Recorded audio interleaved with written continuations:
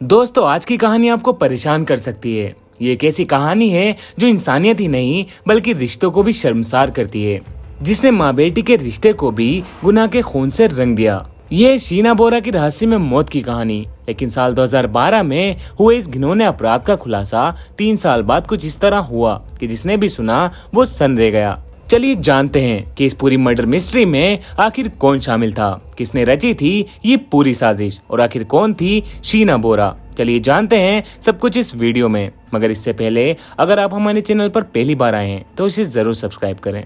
दोस्तों, शीना बोरा हत्याकांड एक ऐसे घिनौने अपराध की कहानी है जिसमें इस केस की कहानी सुनने वालों को ही नहीं बल्कि इस केस की इन्वेस्टिगेशन करने वाली टीम को भी पूरी तरह से उलझा कर रख दिया था।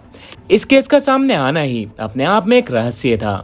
एक दिन पुलिस स्टेशन के फोन की घंटी बजती है, जिसको एक पुलिस वाला उठाता है। सामने से एक औरत की आवाज आती है जो बिना कुछ अपने बारे में बताए एक बात कहती है। इंद्राणी मुखर्जी की बहन शीना बोरा 2012 से गायब है और सब यही सोचते हैं कि शीना बोरा अमेरिका चली गई है, पर सच्चाई ये है कि उसकी हत्या हो चुकी है। उसकी हत्या किसी और ने नहीं बल्कि उसकी खुद की बहन इंद्राणी मुखर्जी ने की है। इतना कहने के बाद महिला ने फोन काट दिया।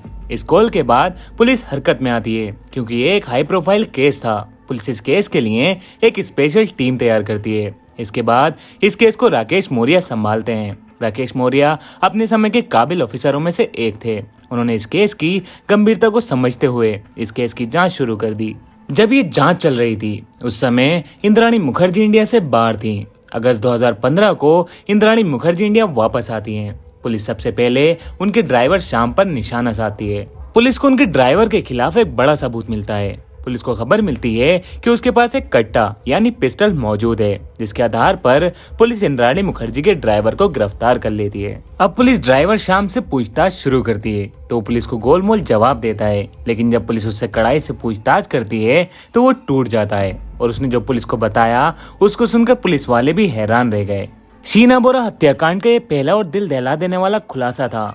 पूछताछ में ड्राइवर ने पुलिस को बताया कि उसने शीना बोरा की हत्या करके उसकी लाश को रायगढ़ के जंगल में कहीं जला दिया है और उसने ये सब अपनी मर्जी से नहीं इंद्राणी मुखर्जी के कहने पर किया था।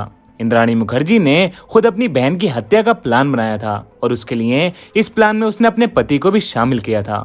इसके बाद पुलिस ने रायगढ़ जाकर छानबीन शुरू कर दी। पुलिस ने जो वहां देखा उसने पुलिस वालों को भी झकझोर कर रख दिया। इंद्राणी मुखर्जी के ड्राइवर के बयान के अनुसार रायगढ़ के जंगल में एक मानव कंकाल मिला, जिसके बाद पुलिस ने जब रायगढ़ के पुलिस स्टेशन में पूछताछ की तो ये बात साफ हो गई कि जंगल में मिला कंकाल शीना बोरा का ही था।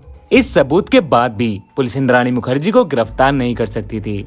इंद्राणी मुखर्जी और उसके पति शहर के नामचीन लोगों में से थे, इसलिए पुलिस ने इंद्राणी मुखर्जी के खिलाफ केस को और मजबूत करने के लिए इस केस में शामिल सभी लोगों की 24 अप्रैल 2022 की कॉल डिटेल्स निकाली, जिससे सारी बातें साफ हो गयी कि उस दिन इंद्राणी मुखर्जी, उसका ड्राइवर और संजय खन्ना लगातार एक दूसरे से बातें कर रहे थे। और इतना ही नहीं, इन तीनों की लोकेशंस उसी जंगल में किसी एक जगह की थी जहाँ शीना बोरा की हत्या की गई थी। पुलिस ने इस इन्वेस्टिगेशन की खबर किसी को भी नहीं होने दी ताकि इंद्राणी मुखर्जी अपने बचाव की कोई भी तैयारी न कर सके।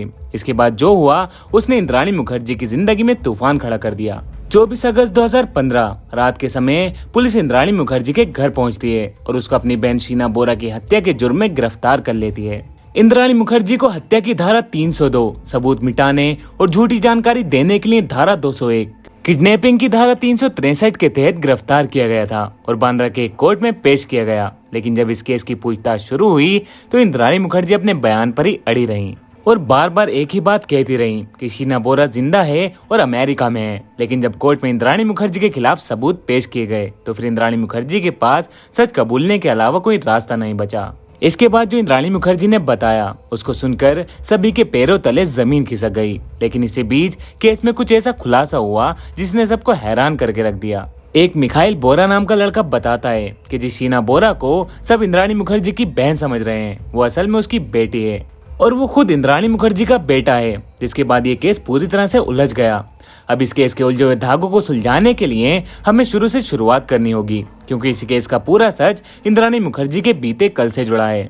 इंद्राणी मुखर्जी शुरू से ही काफी एम्बिशियस थी, जो कम समय में ज्यादा से ज्यादा पैसा कमाना चाहती थी।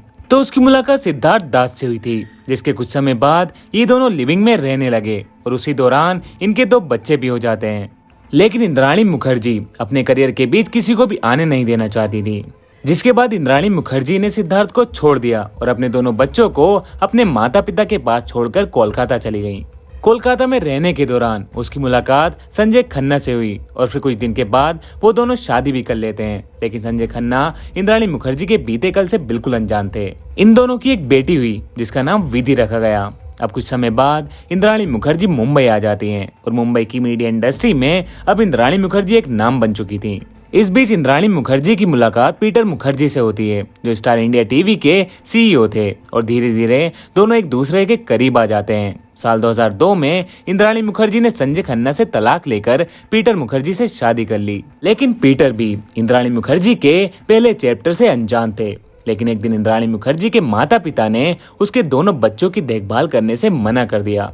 इसके बाद इंद्राणी मुखर्जी ने जो कहानी रची उसको सुनकर आपके भी होश उड़ जाएंगे। पिता के मना करने के बाद इंद्राणी मुखर्जी ने पीटर के सामने एक कहानी रची कि असम में उसके सौतेले भाई बहन रहते हैं और वो चाहती है कि उनकी अच्छी परवरिश हो सके, इसलिए वो उनको मुंबई लाना चाहती है। और फिर इसके बाद वो उनको मुंबई बुला लेती है।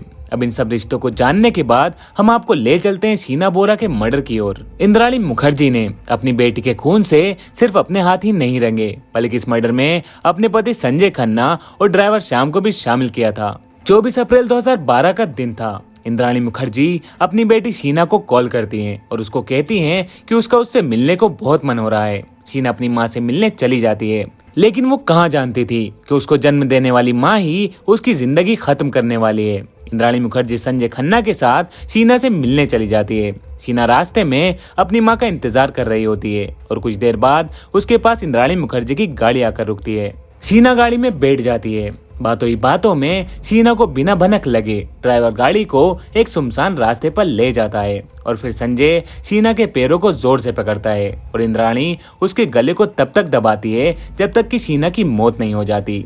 इसको मारने के बाद ये तीनों रायगढ़ के जंगल में पहुंचते हैं और वहां जाकर उसकी लाश पर पेट्रोल डालकर आग लगा देते हैं और वहां से भाग जाते हैं। जब इस केस को सीबीआई को सौंपा गया तो पता चला कि पीटर मुखर्जी भी इस हत्याकांड के बारे में अच्छे से जानते थे, इसलिए उनको भी गिरफ्तार कर लिया गया। लेकिन सवाल अब ये भी है कि शीना बोरा की हत्या क्यों की गई। इसके पीछे की वजह जानकर शायद आप भी रिश्तों पर विश्वास करना छोड़ देंगे। मासूम शीना की मौत के पीछे बस एक ही कारण था, वो था इंद्राणी मुखर्जी के द्वारा बोला गया एक के बाद एक झूठ। इंद्राणी मुखर्जी झूठ बोलकर मिखाइल और शीना को मुंबई तो लेकर आ गईं, लेकिन इसी घर में पीटर मुखर्जी का पहली बीवी का बेटा राहुल मुखर्जी भी आया जाया करता था, जिससे शीना और राहुल का मिलना जुलना होता गया और दोनों एक दूसरे से प्यार करने लगे। लेकिन जब इंद्राणी मुखर्जी को इस बारे में पता चला तो उसके दिमाग में उथल पुथल मच गई और ऐसा होना लाजमी भी था, क्योंकि शीना उसकी बहन नहीं बल्कि बेटी थी, यानी राहुल की बहन। इंद्राणी मुखर्जी ने शीना से उसके और राहुल के रिश्ते के बारे में कई बार बात की थी और इस रिश्ते को खत्म करने के लिए भी कहा था, पर शीना नहीं मानी और वो राहुल से शादी करना चाहती थी। लेकिन अगर शीना और राहुल की शादी हो जाती तो इस शादी के बाद पीटर मुखर्जी की आधी संपत्ति राहुल व शीना के पास चली जाती। मगर इंद्राणी मुखर्जी की जिंदगी में पैसे से बढ़कर कुछ भी नहीं था, जिसके लिए उसने अपनी जन्म दी गई बेटी को ही मार डाला और माँ जैसे शब्द पर सवाल खड़े कर दिए। ये मामला अभी भी कोर्ट में चल रहा है। साल 2015 में संजय खन्ना को बेल मिल जाती है और इंद्राणी मुखर्जी को भी 18 मई 2022 को बेल मिल जाती है। इस सब के बाद पीटर मुखर्जी को भी बेल दे दी गई। लेकिन अब भी पूरा देश यही दुआ कर रहा है कि इंद्राणी मुखर्जी व उसका साथ देने वाले हर शख्स को कड़ी से कड़ी सजा मिले। तो ये थी शीना बोरा मर्डर केस की पूरी कहानी। मैं उम्मीद करता हूँ आपको ये कहानी जरूर पसंद आई होगी। अगर कहानी पसंद आई है तो इसको लाइक और कमेंट्स करके जरूर बताएं और आगे ऐसी नई कहानियों के लिए आप हमारे चैनल को सब्सक्राइब भी कर सकते हैं।